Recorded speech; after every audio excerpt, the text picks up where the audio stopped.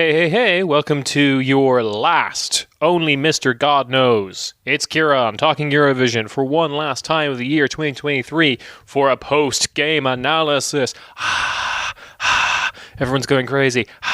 We love when you do this, Kieran.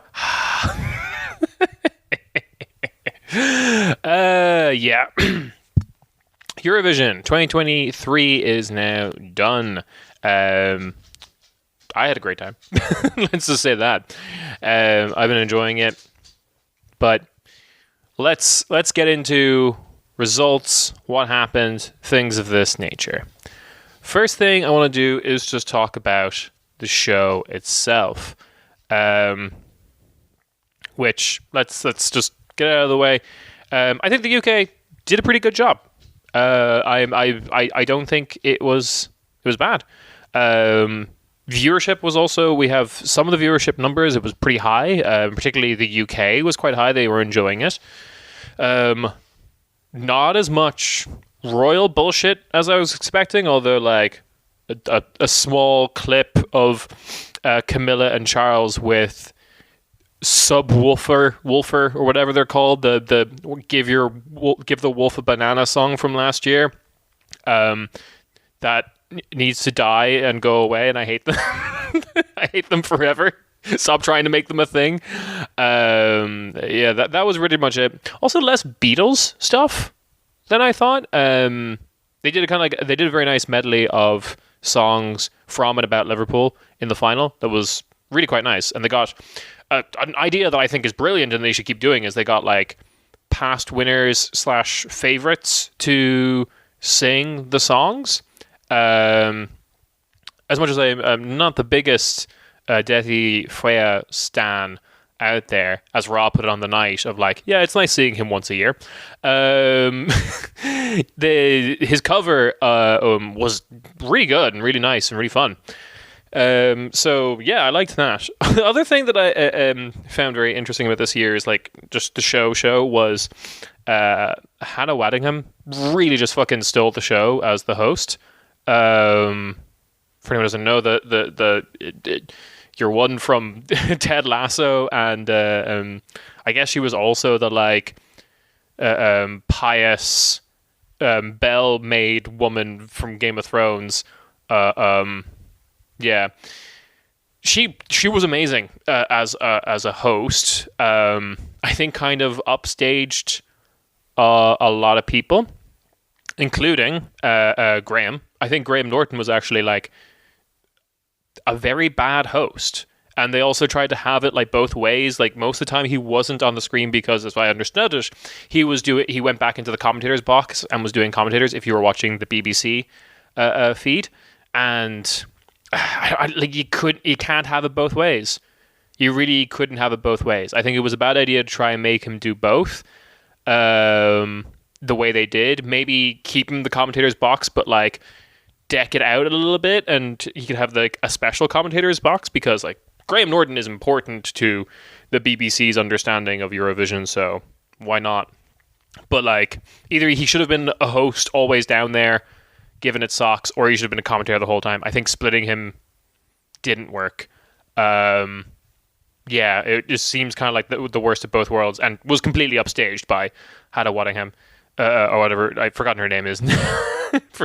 Exceedingly British name. Yeah, and also like her and Graham being the people who announced the points rather than her and the Ukrainian host, who I've forgotten the name of now, because it was quite nice. They always put her name in when they announced it in Cyrillic, in Ukrainian Cyrillic. So that was pretty nice. But for a show that was meant to be like the UK hosting on behalf of Ukraine, Yulia Sanina, that's her name, from the alternative rock band Hard Kiss, having Hannah Waddingham and Graham Norton be the people who did the points rather than what I think you should have done, which is Hannah Waddingham and Yulia Sanina do the points, because like this was meant to be kind of like sharing the stage a little bit, and it did kind of just feel like mostly the UK too much. With a lot of nods to Ukraine, obviously, because it was a Ukrainian show. And there was things they were done well, like Kalush Orchestra featured quite a bit. So I thought that was pretty good. Alicia Dixon, no, very much faded into the background when compared to the other three hosts. Even in the semi-finals, when Graham Norton basically didn't make an appearance at all. Yeah. But overall, quite good. Viewership was up. It seems to be pretty common now that you set these things not in your capital city, which is smart because it's just cheaper to do it that way. So setting in Liverpool rather than London. I don't really, if my memory serves, the cities in the running to host it, I don't even think London put its hat in. Last memory serves, it was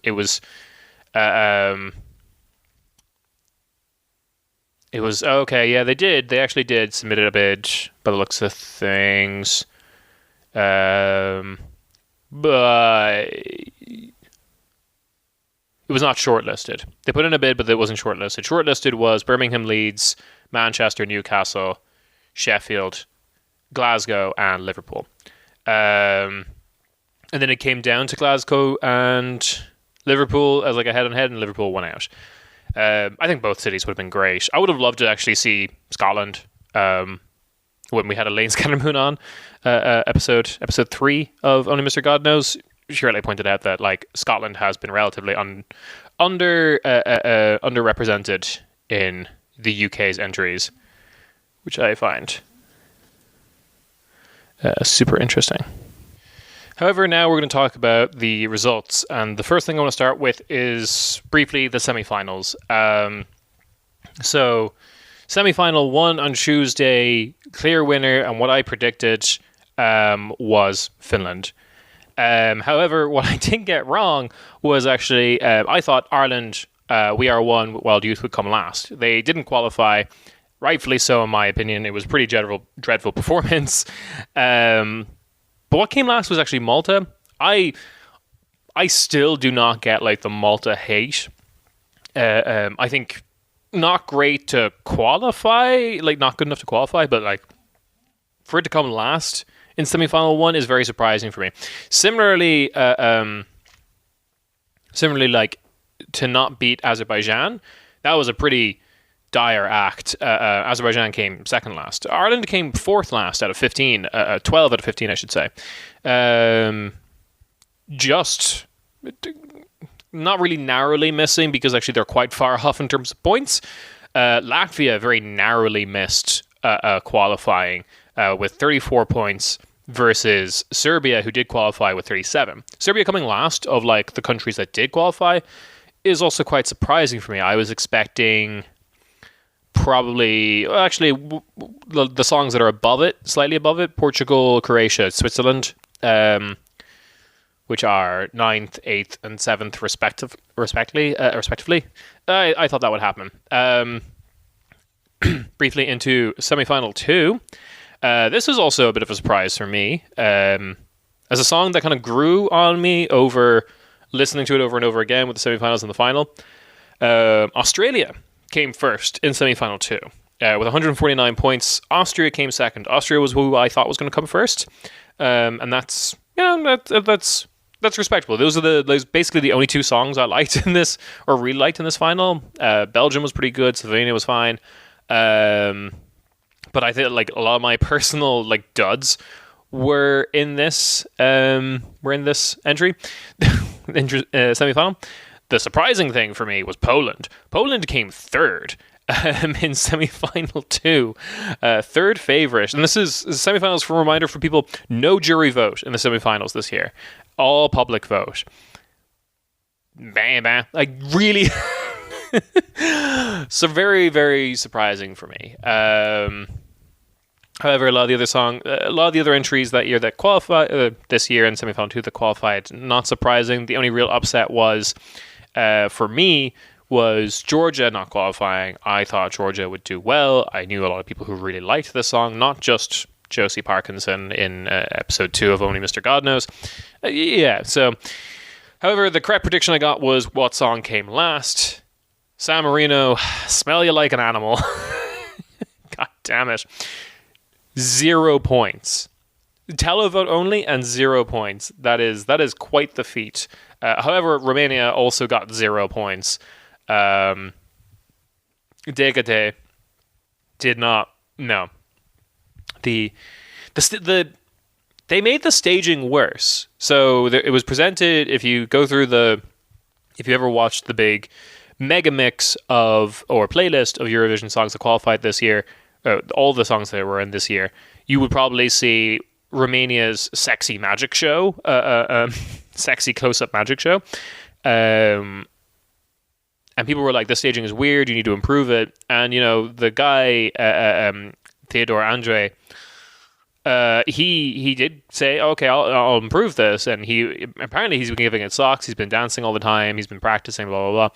But the staging they did for this year for their show, terrible, awful. No, absolutely not. I think they made it worse. Bring back the weird, creepy, sexy close-up magic. That was slightly better. You need to appeal to the something for the dads contingent. Right. Then we get into the results of the final. How do I do this section? Okay, I'm gonna quickly go through some thoughts about the jury vote and the televote and how they were working this year versus and then I'll kind of go through the results, maybe starting from the bottom up. So the televote, I think this year suffered from the fact that Finland was such a clear favorite. Finland got from the public, from the televote, 376 points, and it won. It won the televote, and yeah, it's pretty great for Finland. It's a huge deal for Karia's Cha Cha Cha. Great song. But like at the end, when I got to the final and through the night, this was my number one favorite. This is my favorite song. It was really, for me, it was between this and Austria, but Austria's performance and staging was a little underwhelming. I still love it as a studio track, and I think as a studio track, it's going to have a great afterlife of the contest. So I do think that the televote suffered because Finland was such a clear favorite. They got all these whopping points, and then everyone else, especially those that were kind of similar to Finland or would appeal to the same type of person, were left in the lurch. Good example of this would be Australia, or like a lot of the alternative acts. Australia, Austria, I believe Serbia and Germany, all kind of, I think, got paltry televote results because in other years, I think the televote would have been more equally split between those types of songs, but the people who would vote for these types of things basically all voted for Finland. And this kind of led a lot of songs that are kind of like appealing to the opposite kind of stuff, doing the opposite kind of stuff really do well. A good example of this is like Belgium got a fair amount of televotes, and I can imagine Belgium and Finland not having a huge amount of overlap in terms of appeal. Same with Italy, for example, with like Italy being kind of like king of the ballads this year. Then the thing I want to talk about next is the the juries. And for me, this year, the juries were wilding out. We will get into discussions of like the jury's favorite versus the televote favorite. The jury's favorite this year was Sweden, and Sweden's decent public vote and its phenomenal jury vote kind of allowed it to win. Sweden's this year's winner, for anyone who doesn't know. And putting Finland in second place with a fairly poor performance with the jury.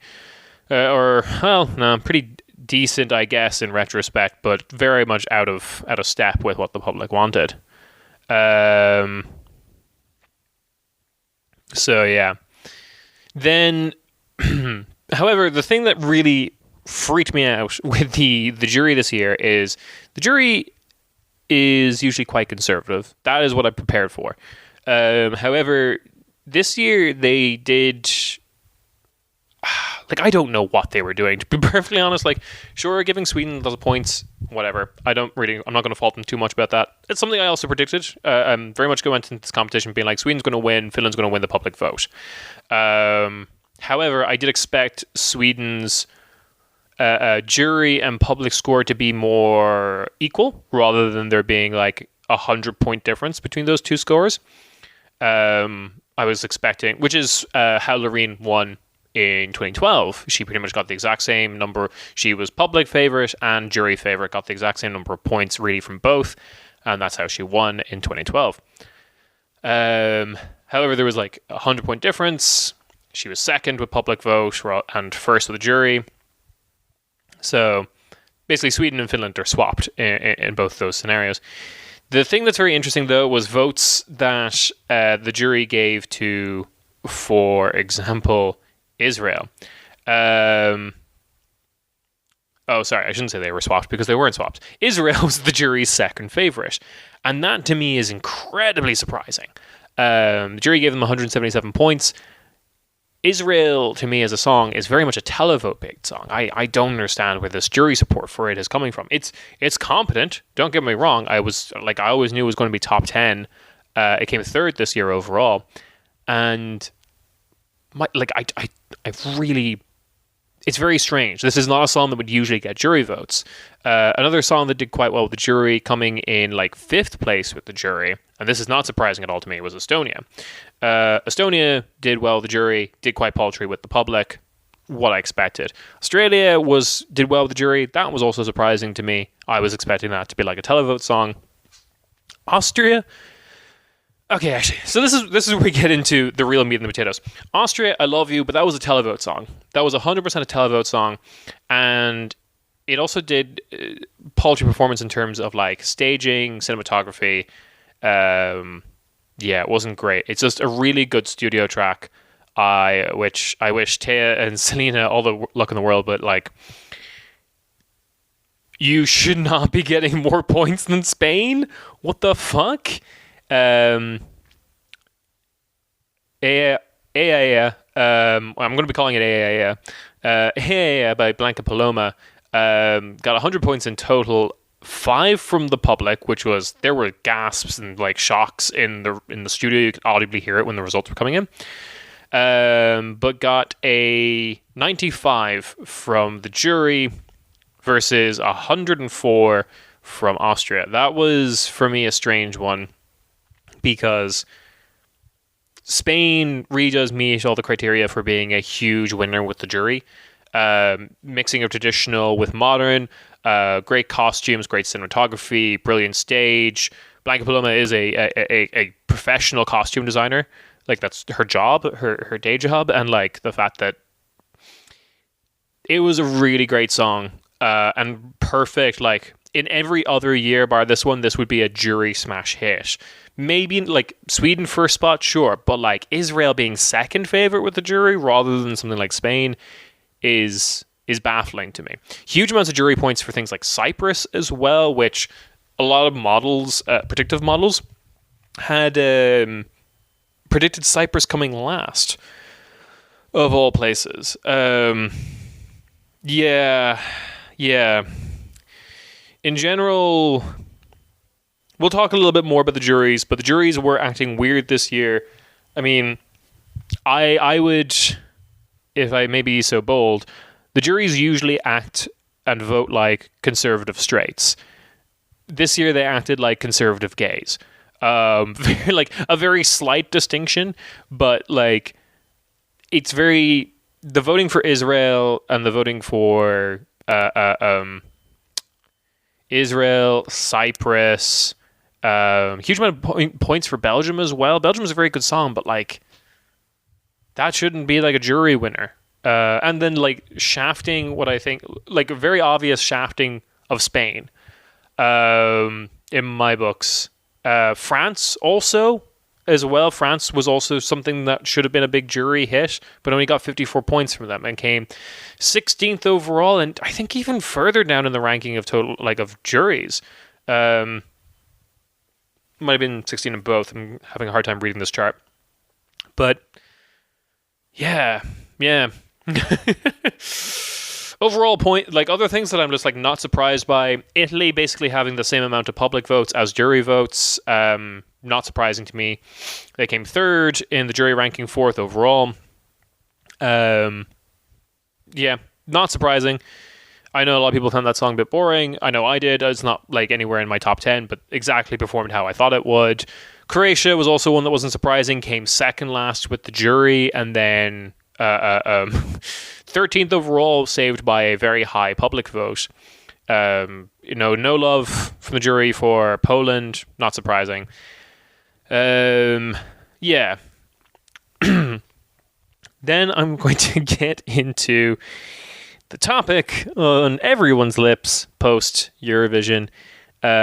Lorraine versus Caria. And what this all kind of means. Like I said, favorite with the public vote was Caria by a lot. And then favorite with the jury was Loreen, also by a lot. Sweden was the second favorite with the public. However, Finland was fourth favorite of the jury, with Israel and Italy beating Finland with jury votes. Yeah. So, okay. Personal opinions at the side, like at the gate. I really don't like Tattoo. I think it's competent. I predicted pretty early that it was going to do well, and it was very much going to win. I didn't really I didn't want it to happen, but I didn't really have any illusions that it wasn't going to happen. It was going to happen. I'm a little sad that I came up with the term Twoforia after the actual competition, because for me this is what it feels like. It's just an attempt to capture the magic in the bottle that is Euphoria. And there's some very interesting statistics about that, because when Euphoria won, it got like about 12% of all jury votes available. When Tattoo won this year, it got about 17% of all jury votes available. And I think no one in their right mind thinks that even if you like Tattoo, thinks that Tattoo is the better song. I think also that Tattoo is going to not really have a very good afterlife, because I think it'll last for about a year. It's doing quite well now, but like this soon after the competition, the winner always does well in like streaming charts and stuff, because it's a lot of it is people listening to the song that won because they didn't watch the competition. Conversations in offices are like, oh yeah, watch the Eurovision. Oh, who won? And they'll and then like while you're working, you might check it out on your Spotify. Then we get into and then I think like any DJ set that kind of like plays this after a certain amount of months is going to be just met with people being like, just play Euphoria. I'm also personally not a huge fan of Sweden in Eurovision. Despite the playing up I did of like this whole Sweden versus Ireland for a record for most wins, I'm under no illusions. Ireland has not been good for a very, very, very, very long time in this competition. We are the new Britain, namely that our attitude towards the competition is still kind of stuck in these conspiracy theories of, we're being punished, Europe doesn't like us, which is like an insane conspiracy theory, because despite how cartoonish it is, internationally we are adored. Like the Irish people are very much just like loved. Like a lot of that is coupled with ignorance and not really knowing what, like a lot of countries just do not know what internally Ireland is like, but we are a very charming nation, and people like us. So like this is an insane conspiracy theory. The last time, to put into context, the only time that we sent a Eurovision entry that made it to number one in our charts, like in our music charts within Ireland, was Jedward's Lipstick. In the, I want to say that was some point between 2009 and 2013, because I was in college. So I want to say 2011. Let's say 2011.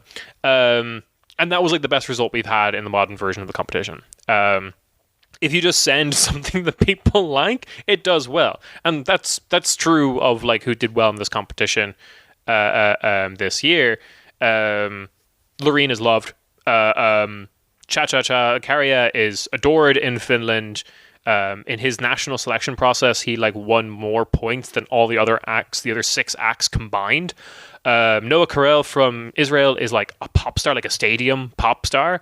Like it's the formula. Like it's not a secret how you do this, how you win. But anyway, moving away from Ireland. As much as I played up that kind of like fight in my head, the title fight, as Rob and Nick called it on the stream, I knew Sweden was going to beat this record eventually. I think their 8th win will probably come relatively soon. However, I do not really like Sweden in this competition. If you ask me to pick countries I do enjoy in this competition, through line, I do enjoy Finland. In recent years, they've just been sending like hardcore and metal and stuff. I think that's fun. Anyone who watched the stream in 2021 knows that we were all popping off for Enter the Dark Side, Join the Dark Side, that song. That was great. Then I also enjoy and respect a lot Moldova and Ukraine. Moldova always sends something very energetic, very fun, but also quite different every year. And Ukraine sends pretty good quality stuff, usually very good at mixing the kind of like modern and traditional elements very, very well. Those are the songs that I was like, yeah. Whereas like Moldova has this kind of feeling of like being in a dive bar. Ukraine always gives me the feeling of taking drugs at a rave in the woods kind of feeling. Whereas like Sweden always gives me the feeling of I'm in an airport. It's clean and I hate it. Like I'm having a miserable time. So yeah, but like not surprising. I also don't think like I would begrudge it being in a top 10 spot or whatever. However, we should probably talk about like public vote versus jury vote and how things are going to like shake up, because we're getting some narratives spun. Kärja as the real winner is a narrative that's being developed right now. But like this was always a possibility. This is how the game works. However, I think this narrative reveals that it's not really the way that people want it to work at all. So that's a good point. Like no one likes the juries. I should really just stress this. No one likes the juries. No one thinks that the jury's giving points to a song is like a legitimate way to win. I think we are seeing that now. We are seeing a lot of people who really like Loreen, particularly people who liked Loreen a lot more than Cha Cha Cha Kärja, kind of coming out this defense of like, oh, you know, she did second best, blah blah blah, and it's like she was closer to third in the public vote than she was to first. So put that out there. And yeah, it's like I enjoy juries, and people will know that like I enjoy the competition overall, but I would always describe the juries, or I feel about the juries, like as an obstacle, something that you have to deal with, something you have to overcome. They're like the house robots in Robot Wars. They're not really, when they win, it doesn't feel good. Another way of putting this is, or another way why you might understand this being a problem, particularly for the EBU, the European Broadcasting Union, is you're talking about the people who are paid to give their votes winning out over the people who pay to give their votes. And that is always just going to kind of leave a sour taste in a lot of people's mouths. So yeah, there's this. This isn't great. The other thing that we kind of like, Yulia was very quick to note on the stream, is we were getting a little bit of our fingers of the button. Elaine Skymoon talked about this a little bit when we had her on the podcast, about like how people have a tendency to vote for who they think they should vote for. A sense of responsibility rather than,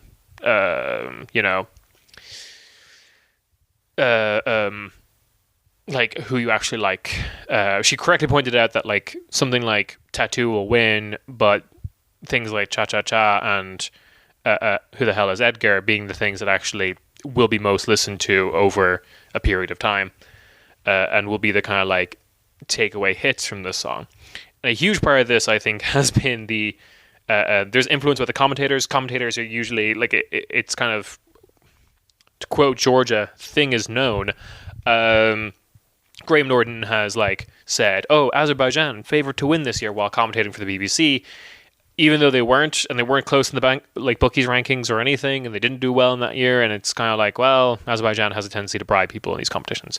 Commentators do have sway and influence, and one of the things that happened in the first few minutes of this year's competition was the big most wins of Eurovision leaderboard that they put up there, and that forces every commentator in every country reporting this competition to talk about the title fight thing that's happening between Sweden and Ireland, in a way that has never happened before. No one ever shows that tally of total wins at the beginning of the competition. Yulia was just flabbergasted when she saw that. She was like, they're doing it. They're forcing the narrative. And I'm like, interesting. There's that, and there's other titles that she broke. She's the only woman to win twice. The second person to ever win twice. It's a big deal. And like, again, I really don't resent this song too much. I think it was pretty decent and competent. It's just not like my personal favorite at all. But I think people defending Loreen at this moment, or like thinking that she just outright deserves this win and kind of like saying this, are just kind of in a weird form of denial that this is sour grapes for a lot of people. A lot of people are pissed off. And while I agree with a lot of people saying like she herself doesn't deserve this, although she doesn't strike me as someone who's actually very active on social media. She probably has someone managing her accounts for her. I don't think you should be in denial of the fact that a lot of people are pissed off, and I think it's getting noticed. There's been a lot of articles already talking about like people being annoyed at the juries. A lot of people questioning why do we even need the juries.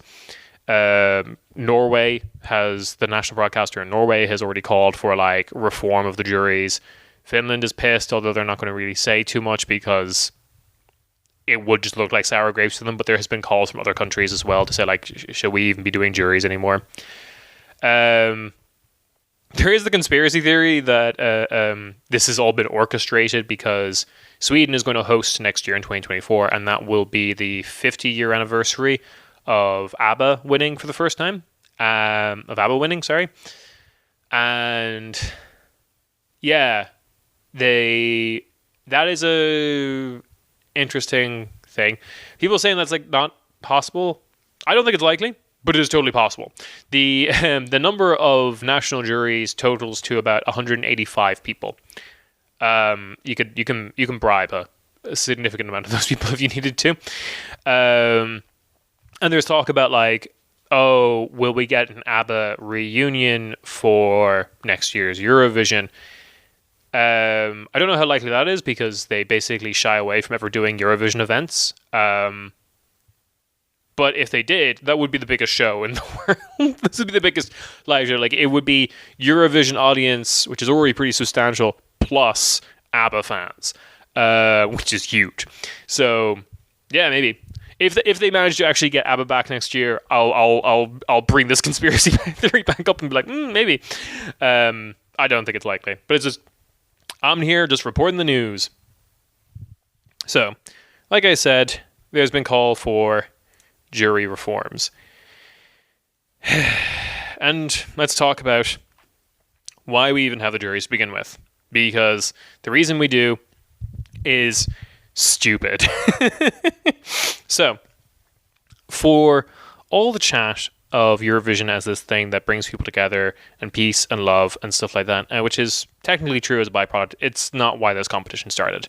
The EBU, the European Broadcasting Union, is largely a union of technical professionals. The first Eurovision contest was not meant to be annual. They just did it once, and it was largely existed as a flex. Like a technical flex. Television is this brand new thing, but here we are doing live television in several countries. Yo, check this shit out. That is what Eurovision comes from.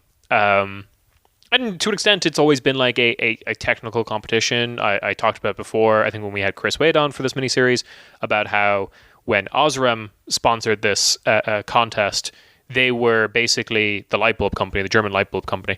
They were showcasing all their like stage lighting. It was basically became an unofficial like stage show for Osram, like like a convention type of thing for light bulbs.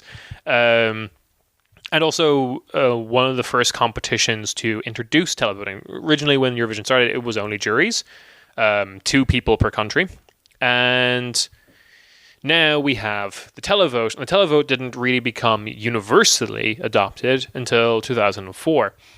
And also, like, you can pretty much map of like who adopted televoting first and who developed televoting for Eurovision last. It's pretty much one for infrastructure. See, like, who actually had the capability and which countries had the capability to do this. So there's that. The juries were kept. For a while, we had a purely televote competition. For a while, we had mostly televote with juries for those who can't do it, and then we had purely televote for a while, and with juries as a backup for whatever reason the televote fails. However, in 2007, around a little bit later, probably, it kind of became accepted, received wisdom, kind of unquestioned, that Eastern European bloc voting was ruining the competition. And yeah, I'm just going to read this quote from the press release from the EBU. The need to bring back a jury vote as a means of putting an end to what has become seen as an obvious political or diaspora voting has been clear for some time. The perception of biased voting has led to a decline in reputation of the Eurovision Song Contest in Western Europe as a fair music competition and led Sir Terry Wogan to resign as the UK commentator after almost 4 decades of coverage. Points to that. So, the block voting myth is one that's quite interesting that I want to talk about a little bit here. People say that it's political reasons. When this does occur, it's more likely being explained by 2 other things. First, diaspora. You can clearly look at this with like how Ireland and the UK have historically voted for each other. Because Ireland was always one to give, or the UK always gave points to Ireland, but Ireland never gave points to the UK. And again, you can kind of map that onto the political relationship between these 2 countries. That also makes sense. But the real reason for this is it's more likely for Irish people to move to the UK than it is for British people to move to Ireland. Thus, and then also you have the North. Like, that's just like a whole thing. That would be a whole thing of like, you're technically in the UK for, Eurovision reasons, but you're for a substantial portion of the population, your loyalties lie elsewhere. So this is a whole thing there. And then there's like back and forth. This is like the Cyprus and Greece thing as well. Then you also had like shared music industry. So speaking of Cyprus and Greece again, as being like the only 2 countries in the competition and the world that speak Greek, they have a shared music market. Someone who is a big deal, like a Greek pop star who is sent to represent Greece in the Eurovision, is also probably somewhat popular in Cyprus. It's just what happens. And when you have these like shared linguistic spaces and spheres, especially if the act is somewhat legacy, then that's just what happens. For example, last year, Konstraka got a lot of votes from every country that could understand Serbian. because she sung her song in Serbian. And this year also, we got a lot of points for Let 3, Croatia's entry, from a lot of like the former Yugoslavia as well, because they tour in those countries and they do their kind of like satirical music act in those countries as well. They're like they are up to date and critical of politics in Serbia and Montenegro and stuff like that. Then we and also, one other thing I want to point out with this quote that I do not like. Sir Terry Wogan resigns as UK commentator after 4 decades of coverage because of Eastern European bloc voting. Eastern European bloc voting was never proven, not in any substantial way. There isn't actually like pan-Eastern European solidarity. Romania and Moldova voting for each other? Sure. Belarus and Russia voting for each other? Sure. But like, Belarus voting for Romania just because they're both quote-unquote Eastern European, a category of countries that a lot of people in Eastern Europe don't really like or enjoy or think is particularly useful. That was always 100% a myth. Also, Terry Wogan resigned live on air in 2007 because a lesbian won. That is like pure massive homophobe piece of shit. I was watching for that. I was 17. I was 16 actually. Shit, yeah, because it's in May. I was 16, and I see him have a little tirade about how the competition is shit because Serbia came first with a very openly like lesbian act. That also he had problem with because she wasn't attractive enough either. And then coming second was the famous Ukrainian act, that I'm blanking on the name now, but like a drag act from Ukraine. Na na na na na na na na na na na na, you know it. So he was just like, basically his complaint while voicing like this Eastern European problem of like, oh, 2 Eastern European countries have done well with decent songs. That second place Ukrainian win is like a Eurovision classic. He's also very, very obviously talking about the fact of like, oh, it's too openly gay now, and we can't have that. For added context for people who don't believe me, Terry Wogan called Conchita Wurst, the drag act from the bearded drag queen act from Austria, who won in 2014. He called him, I should say, to him, and him, I believe is the pronouns, a freak show. So great vibes all around. But the other thing we should say, that juries were reintroduced as this thing that has 50% of the vote to basically prevent block voting, which, lol, this year was the first time that Greece didn't give 12 points to Cyprus, and people cheered in the in the fucking venue when they saw that they only gave them 4 points. When it came up on screen, people cheered. It's fucking ridiculous. Like, the juries have been nothing but a source of corruption and graft. Like, they have not really solved any of the stated problems. And the stated problem was also kind of bullshit to begin with, of like, we must stop the Slavic hordes. Stupid. All very stupid. So then we get into proposed reforms. People are talking about this. What do we do? The first answer is a return with a V to get rid of the juries. We did this for a while, for a handful of years. We did public, purely televote. Juries maybe still exist as a thing for when the televote fails for technical reasons. And yeah, I really don't see a problem with that, a huge amount. It could make the show on the night a great deal more boring. In 2016, when the Swedish live show introduced the concept of visually separating the jury and public vote, that did make for just a more interesting show. Having like all the jury votes come in while the public votes are being counted, to then see everything get switched around on the board in the last 15 minutes of the show is very, very fun. I cannot stress enough for people that for people who don't remember the competition and when the points were smashed together, we would know about the winner before we'd even gotten through all the countries. Shows would like the show would just kind of like limp along because they had to do the service of getting to everyone's like jury and like points announcement, even though it was like, well, it's impossible for anyone else to win now. This person has just won. So having that separation is still really exciting. So I would kind of like to see that continue. That being said, I'm for reform of some form. There's people talking about changing the content of the juries. One thing that we had as a huge problem this year was like the juries, as we understand them, are music industry professionals, right?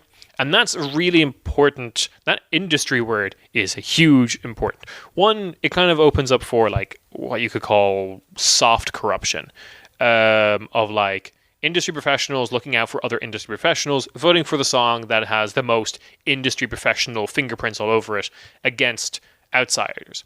And that could be a narrative that's very easily spun around Loreen versus Kärja. Loreen is an established act within Sweden, a huge amount of money and power behind her now, like a lot of pop stars.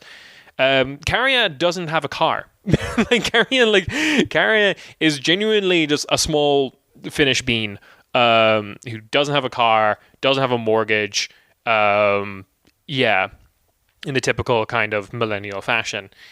And the music industry tendrils of countries like Sweden, and to be fair, also Italy, kind of do have their fingers in a lot of pies when it comes to the music industries of various other European countries, and there can be soft corruption there. I'll talk about this in a little bit. Should say to this whole like public versus televote or public versus jury thing. So we're pointing out that like the reason why this can feel a bit sour is it hasn't been since 2015 that a jury favorite beat a televote favorite. It's been a while since this happened, and it was also Sweden who did that. That was what's his name? Manislaw, whatever, with the song Heroes. The thing where he was singing with little cartoon boys and stuff. And he's popular, but I think he's more popular for like doing a good job hosting, because he hosted Eurovision when Sweden had it last. And he's also made various other hosting appearances for future Eurovisions. He's kind of like a hit in that regard. But like the song they beat, the televote vote they beat, because I was at that Eurovision, was Italy's Il Volo opera song that people went absolutely fucking nuts for and set the record that year for most televotes. So that's it's bad. I should say that Kärja has also received the record for second most televotes, joint second most televotes with Portugal in 2017, who did win. And having like that record setting most televotes and not winning is, again, very hard to swallow for a lot of people. First most televotes is Ukraine last year, Kalush Orchestra, which, like, fair. So it's going to be a long time before anyone beats that, I think.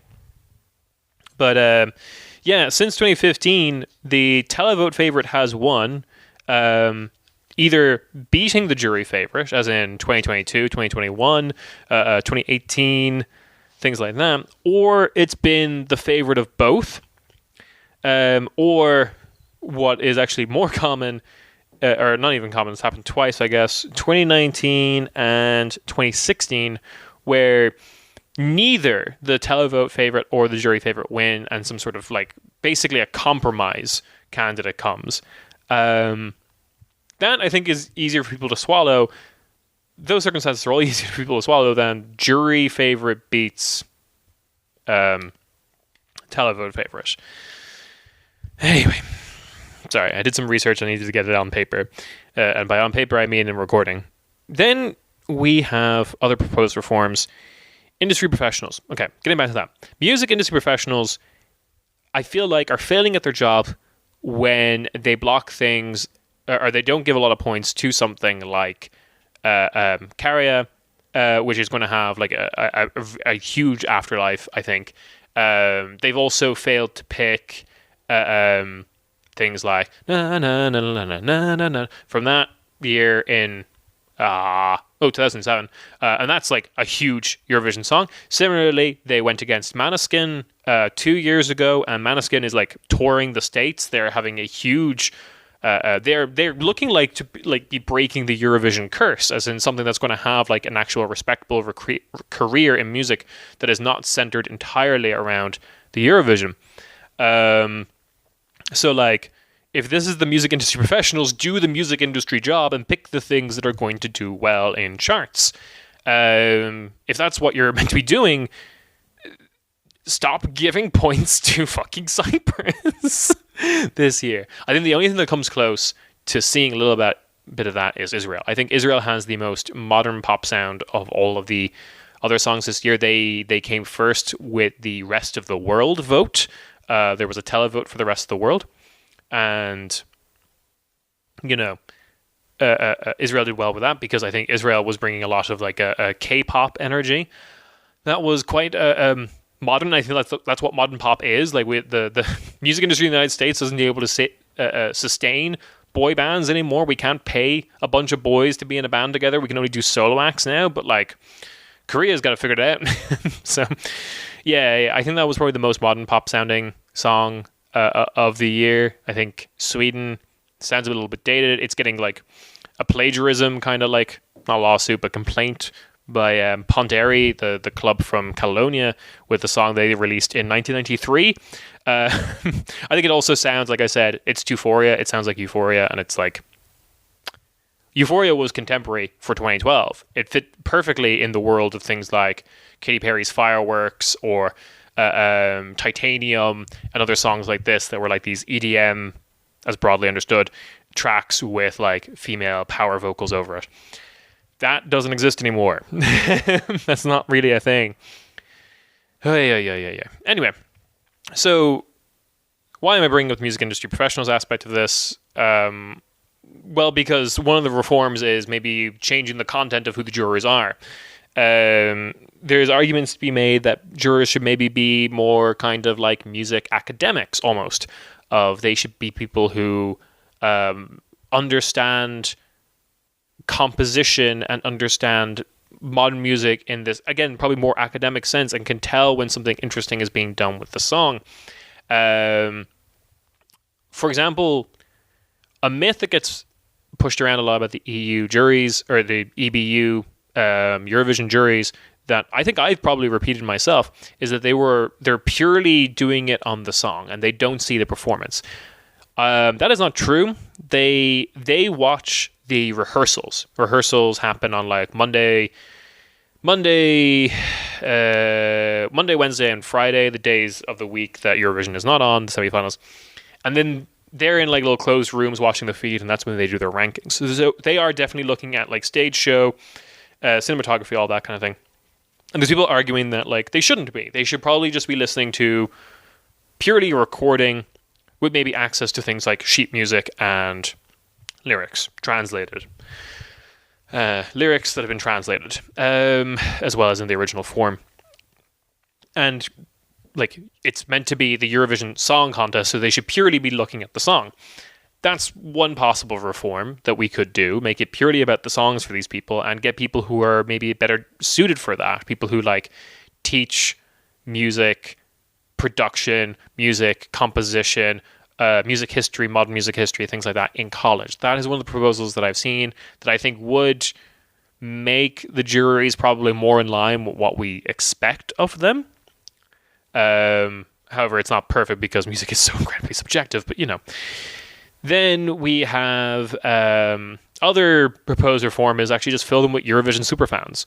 The people in various countries that do Eurovision reporting, understand Eurovision history, that they might be better assessment of what the public goes for, because they often are. The people like from Weeby blogs and Eurovision World and ESC United, yeah, they're probably better predictors of what the Eurovision audience wants and will enjoy. Another reform, rather than getting rid of the juries completely, changing the jury's criteria, the other reform is weighting the vote. So, for example, Finland's national selection process, UMK, it is 75% public vote, 25% jury. That is how the scoring works. And people have suggested we do something like this, that the jury points come in, but they don't matter as much. People have pointed out that if you just doubled the public vote, then you already have like a 33-66 split. So if you just did like a ×2 modifier on all the public votes, you would get something that would seem fairer. The reason... Another thought that has been thrown around I saw on Twitter, which was we need to get rid of, actually, even though it's fairly iconic, we need to get rid of the 12-point system, the 12-point system, that we actually, because we're putting out, the jurors have to do this, we actually do the full 25 ranking. Like there's 26 songs in the final this year. There will be 26 in the final next year as well. That they should just be ranked. Out of the jury has to do this. They have to do 1 to 25, their number 1 song, their number 2 song, all the way down to their 24th and 25th favorite for all songs, bar the country they come from, and that's how the points should be allocated. This is to avoid things like, well, what happened to like Spain and Germany this year and stuff like that. Germany, very undeserved win. Haven't mentioned it yet, but the jurors also seem to have like a bit of a problem with anything that wasn't really like conventional pop. I really disagree with Germany coming last this year. It was not like a favorite song of mine at all by any stretch, but it was Germany doing the right thing. It was a song that was very competently delivered. The jury really, I think, shafted that. Like I can't change the public vote's mind. I still think that like it would have gotten more points if Carrier wasn't just the clear favorite, because Lords of the Lost and Carrier are kind of like appealing for the same audience.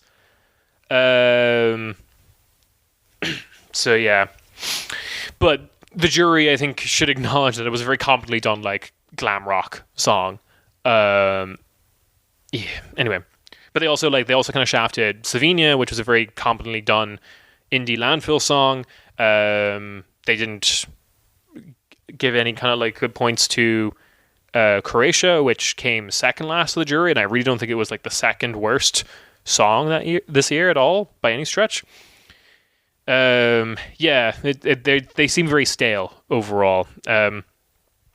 So yeah, weighting it is one thing, and the whole doing it 1 to 25, which is a thing that we're already making the jury do. They have to rank all the songs. And it's also something that we have to do with the televote, because people vote for all the songs, and you can... Yeah, we should just be doing it that way, I think. That's a way to, like... It would be, like, crazy high points, but, it would be a bit nicer, a bit more chill, I think. And it's fun to see big numbers come in. Ranking the jury, like all of these reforms, I think I would find somewhat acceptable. I think like changing the criteria of the jury is probably the weakest reform that's been proposed, but still one that I would find very interesting if it ever happened. Do I think reform will happen though? That's a good question. So voting system for the Eurovision has changed a lot. Technically, it changed this year because we got rid of the juries in the semifinals. But we've had changing how the voting system has worked as recently as 2016. 2004 was another big 2004 was another big like title shift, watershed moment, as was 2007, 2008 from the quotes I was reading earlier about like reintroducing the jury. It can be changed. It can be brought back.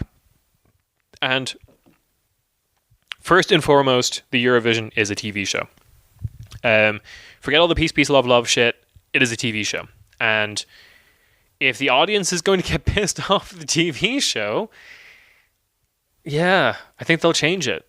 They have done it. Like they very quickly changed it in response to the jury scandal last year, where Azerbaijan was bribing everyone, so they got rid of the juries for the semifinals. And they could do it again. Maybe it won't be next year, because it might be viewed as too obvious why they did it. But year after, maybe. Yeah.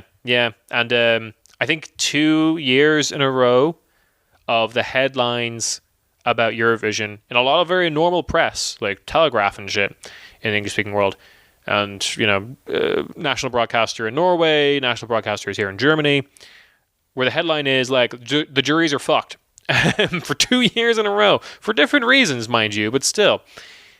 It's not a great look, and I think they will probably do things, especially if they want to make next year a big, spectacular show.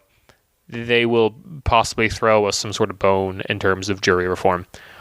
However, before I wrap up, I wanted to turn to some lovely voice notes that I was left by what I'm dubbing the council, the people who I will probably be returning to next year to get their opinions on the competition. So I'm going to play some of those now. Hey, it is Nick reporting in for, I believe this is the 6th installment of Only Mr. God Knows, or 7th installment. I don't really know. Eurovision has came and went, and our God King Emperor in all this, Kieran, has politely asked me to give my final thoughts. I was there, obviously, with the rest of the Corner Späti gang, plus one, including Rob, who came later. Had a lovely time. Watched all the songs, I believe. I don't think I missed any, did I? No, yeah, I watched them all. And the starting from the biggest upset, which was obviously, of course, Finland, was robbed from a very obvious victory, I think. I mean, there was like 100-point difference in the popular vote. I think it's very clear that we need to get rid of the Eurovision superdelegates if we want a true democratic Eurovision, because it was very clear last night that there was the night of Eurovision, that there was a clear winner that the judges already had in mind. It kind of comes at, I find it a bit boring that you literally sent someone, Loreen, who, regardless of the plagiarism allegations of that boring song, was mid at best. Like, Sweden's performance was mid, like a perfectly fine mid pop performance. The thing about Loreen is that she looked better on stage than everyone because she's been doing this for like 2 decades. But come on, Sweden, like, send someone else. That was cheap. Honestly, I was expecting a better performance as well from someone who has that level of pedigree in quote-unquote pop music, although Loreen has not published a actual charting single since, I believe, Euphoria. Nonetheless, mid-performance did not deserve to win. That was obviously Finland. Sorry, I'm still a bit sour about this. I don't remember even Loreen's song, so I think that that's a pretty good indicator that I've been singing cha, cha, cha, cha, cha, cha, cha, nonstop since that, which you know that you have a good song in that regard, which Eurovision songs typically don't have good hooks. So very good that then the song that is most stuck in my head is also the song that obviously should have won. And I really hope that Kalye, I think is his name, Kalye, hope that he has a actual career in music, because clearly whoever's behind those songs, catchy AF. Now, on to other thoughts of Eurovision.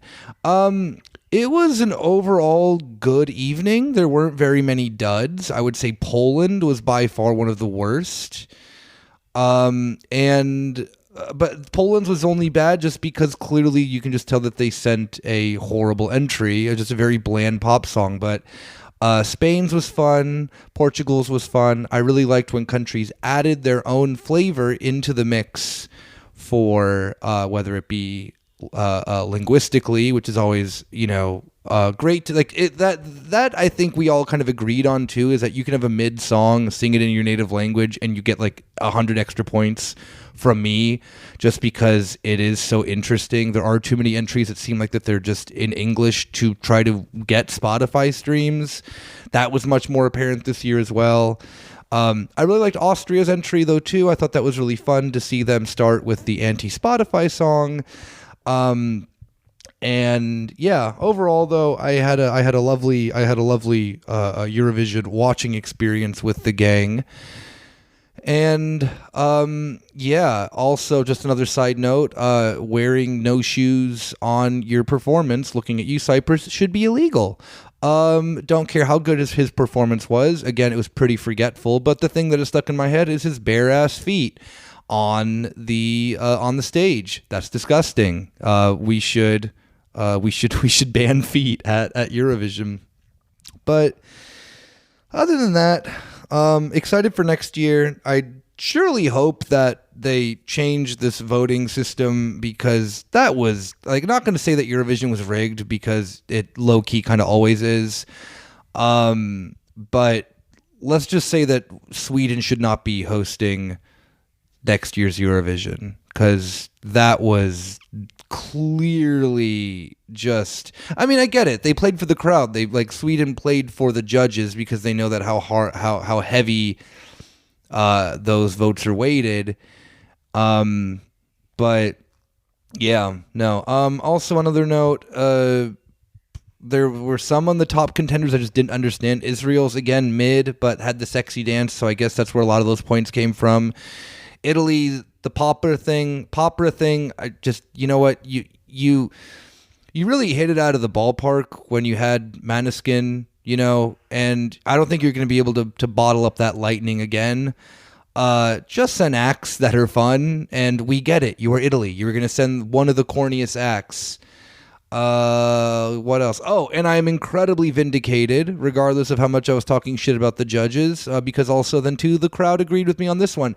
Germany needs to get better at sending entries, because Germany needs to look at someone like Finland and be like, all right, we want to do the metal thing. How do we not suck at it? Because I think that Germany comes into Eurovision too straight, because they sent in the gayest metal song that you could think of, which then ends up looking low-key homophobic. A song called Blood and Glitter, coming from a German band, should not be the thing. But a song that just sucks, and then I'm having to read in German media about, oh, well, why did Germany not do so well? Sweetie, it's not that difficult. Write a good song. Blood and glitter. Da, da, da. It sounds fucking awful. Anyway, had a blast. Looking forward to next year, and I hope that these thoughts are not too all over the place, because I have a lot to say about Eurovision. Again, Germany rightfully in last place. Finland wrongfully had a W taken away from them, and I think that we can leave on that. Thank you, Kieran, once again for hosting this, as always. Hi, Josie Parkinson here, of freelance Späti boy fame, I suppose. I've got to confess that I failed you. Once again, the curse struck, and I forgot to watch Eurovision, was tired, got distracted. You can lead a horse to Eurovision, but you can't make it drink unless you plan some sort of Eurovision-related event and insist the horse be there, ideally in some sort of context like a live show or podcast recording that means the horse gets some attention. Or when the horse has a particularly vulnerable moment, like, for example, several years ago, when the horse had the worst breakup of its life, and it also was bald. The horse had shaved its mane, and the horse's brother and sister-in-law came to the horse's sublet and with a bunch of frozen potato waffles and chips and mozzarella sticks and things, and heated those up and sat the horse down to watch Eurovision. So in this time, the infrastructure and vulnerability weren't there to make sure that I watched Eurovision. So I profoundly apologize to the Eurovision and Späti community for this failure, and that probably is what caused Finland to lose. Sweden, if you want my opinion on it, is I don't really have any memory of seeing or hearing it. It didn't even make the cut in my notes of whether or not Loreen would inherit the earth, or how proud of her I would be if she were my niece. I think probably medium. What I wrote down was, this sounds like another song, first of all, that I've heard before, so I want someone to answer that for me. Should I get really, really long nails? ? And it is nice because I just recently remembered Anastasia, and I would like more things to be like Anastasia, if that's still possible in 2023. For those of you not sure who I mean. Anastasia, as in from 2002, who sang those songs that were like, one second. And I wonder if you know just how it feels to be left outside alone when it's cold out here. Like that, you know. It's left outside alone. Like that. Anyway. So I'm sure that was nice for me to remember that. All in all, I just want to say sorry again. I let you down, let myself down. I let the nation of Georgia down, who I realised weren't in the final, but still. And maybe next year, you know, I did have maybe I got a little taste, and next year it'll be easier to get me in on the thing. Okay, but love you. Bye. Hey, this is Ben, taking a little walk around my neighborhood the day after Eurovision, and Kieran asked me to set down some thoughts about what happened last night. It was a fun night, watched Eurovision the way it's intended to be watched, with a gaggle of gays and some sparkling wine, and I think I'm the only person on Twitter who isn't mad that Sweden won with Loreen and the song Tattoo. I think that there is this really weird narrative that is taking hold, that somehow Sweden had a performance that flopped on the night, and that the public all overwhelmingly supported Finland, and the juries kind of pushed it for Loreen and for Sweden. And that's just not true. Loreen did have a big jury lead. Her lead came from the jury, but she came in second in the public vote, and it was close. I mean, Finland got significantly more public vote, but Sweden came in number 2 and did super well. It's not like the juries elevated something that literally no one wanted, and I think it's a really good song. I think it was a really fun to look at staging. I think I'm going to be hearing it at gay bars until the end of my natural life, and I think that both Finland and Sweden have a lot to be proud of, and they were my top 2 choices. So in terms of who placed first and second, I was happy with how the night went. Everything else was completely batshit crazy. How the hell did Norway, with that like horrible triple time Game of Thrones reject sea shanty, where this Alessandra person could not hit any of her notes, including her like big fake Mariah Carey whistle tone situation, how did she get so many public votes? How did Italy, if you want a story about the jury elevating something that no one liked into the top, that like Italian popper a nightmare. I mean, yes, he's hot, but whatever. He's not that hot. I was happy that Belgium did well. I think it's a fun song. I think if, as someone said on Twitter, if Italy sang Belgium's song, the Italian singer sang Belgium's song, all of the gays in Europe would have died spontaneously. And I think that's true. How the hell did Australia do so well? How the hell did Lithuania do so well? How the hell did Cyprus do so well? And the fact that kind of flop songs like that beat, Austria or Spain, who I thought really got robbed. I thought that was a really beautiful song and a really interesting song and a fun marriage of this kind of folk tradition to pop in a way that isn't like turbo folk, which is always nice to hear. And I thought she performed it really well. And so it's too bad that she didn't get more rewarded by the judges, even though she was wearing really ugly trousers. So yeah, that was a Eurovision, and I think Sweden's going to do a good job hosting it next year, presumably in Stockholm, because the last one they did was in Malmö, and looking forward to watching it with all of you next year.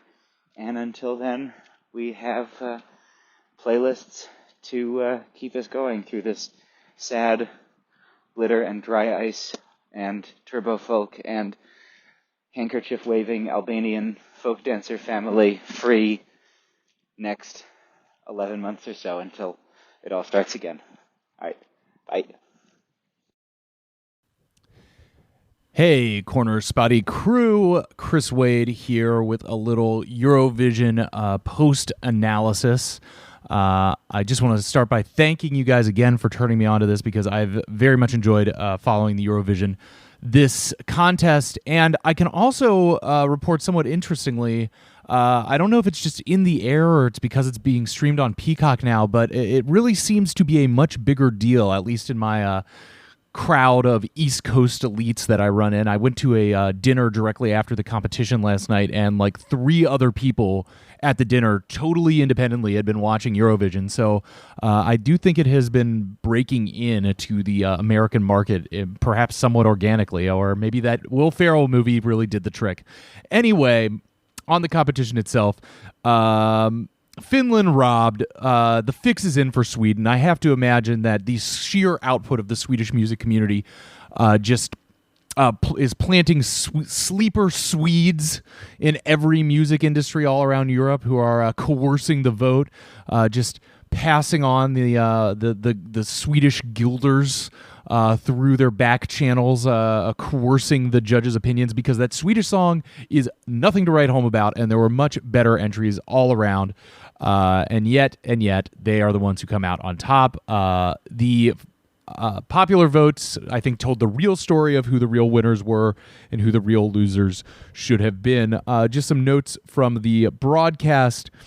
I really do enjoy seeing all the little glimpses of the specific corners of Europe. It is interesting to see, both through the songs themselves and through the broadcast of the people there, that, to be reminded that European countries still do have their own independent vibes and folkways, which is why maybe the American Song Contest can't work in the same Eurovision thing, because in America, our local folkways are basically like whether or not the same fast food chain is named Checkers or Rallies around where you grew up, or if there's like a Culver's near where you grew up, or a Crystal or a White Castle.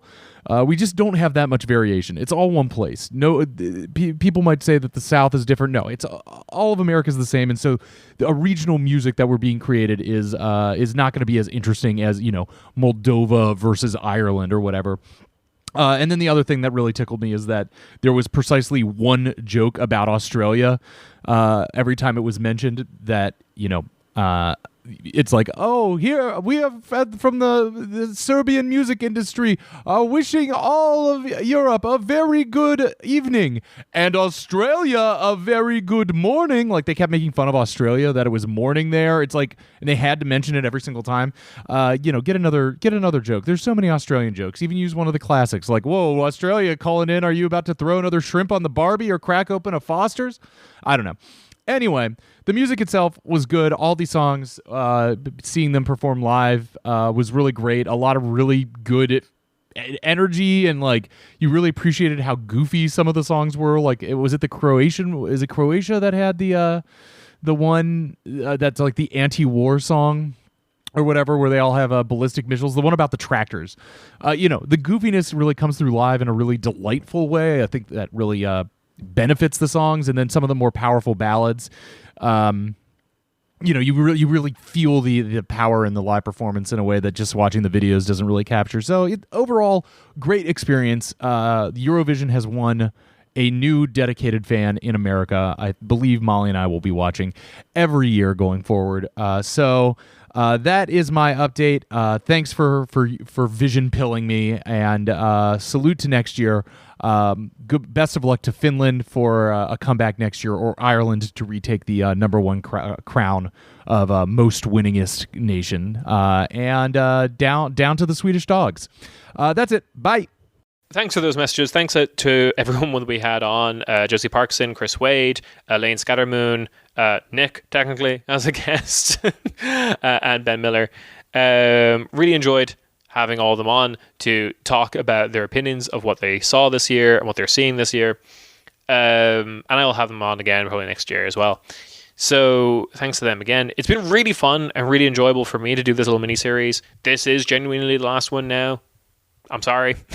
And the live stream, Eurovision 2023, 2021, 2022, 2020 even, have always been so much fun. I really love doing them. So, God damn it. Going to be Doing it again next year. I'm looking forward to it. Thanks to everyone who watched. Thanks to everyone who sent me messages or left comments in the live stream or tweeted at us that like me talking about this and the live stream is like what has gotten them into the contest. What has like the term I saw quite a bit was Eurovision pilled. I do genuinely think this is probably one of the best ways to kind of like understand some of the lunacy that this continent is partaking in. Yeah, so it's been really great, and yeah, thanks for indulging me. I will talk to you again. Well, only Mr. God knows.